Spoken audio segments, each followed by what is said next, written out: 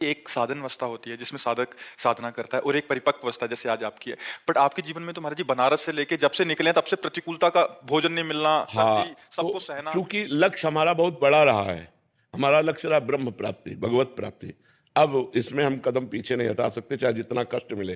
तो वो जो जिसे तुम कष्ट कहते हो, वो हमारी तपस्या बन गई, वो हमारी साधना बन गई, वो हमारी जितेंद्रियता बन गई। महाराज जी तब आपको लगा नहीं महाराज जी, अभी तो महाराज जी नहीं, हमको केवल एक ही बात लगती थी कि हमें भगवान दर्शन दे। और ये प्रतिकूलता को भान ही नहीं नहीं, लगा। बिल्कुल नहीं, कभी हमें नहीं लगा।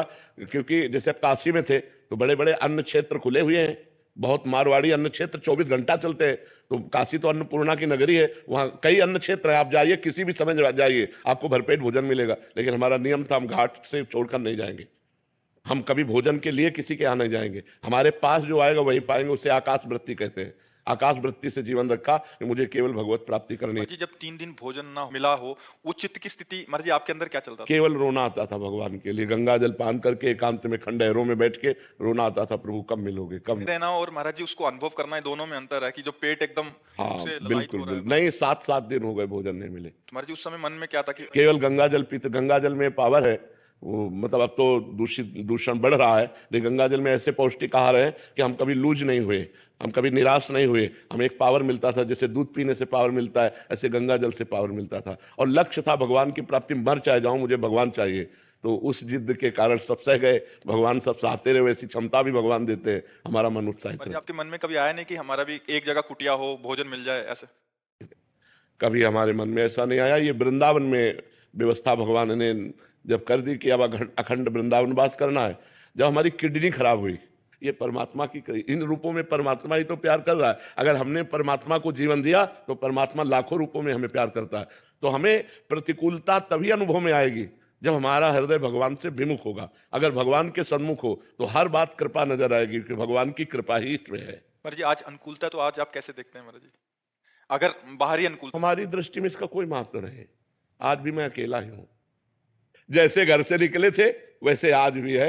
हमारे पास कुछ नहीं है, ये सब श्री जी का वैभव है, श्री जी का खेल है। हम जैसे पहले थे वैसे आज भी हम वैसे ही रह रहे और वैसे ही अपने को मान रहे। लाखों लोग जुड़े हुए हैं, श्री जी से जुड़े हुए हैं, हमसे थोड़ी जुड़े हुए हैं। अभी हम पैंट शर्ट पहन ले, कोई हमसे राधे श्याम कहेगा क्या?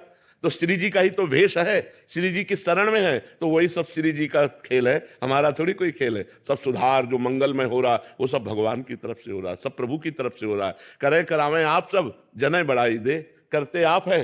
और तो भगवान का सारा खेल है। हर प्रतिकूलता भगवान की कृपा लेकर आती है।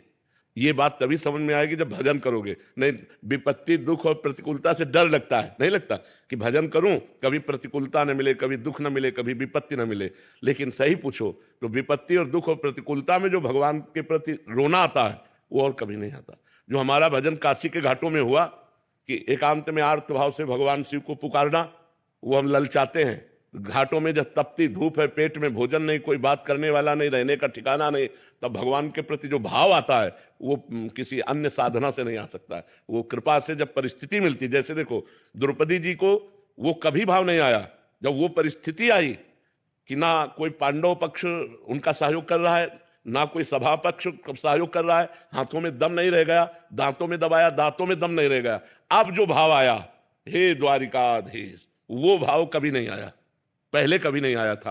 परिस्थिति ने वो भाव दिया कि भगवान का वस्त्रावतार हो गया और वही भगवान चीर बन करके लिपट गए द्रौपदी के।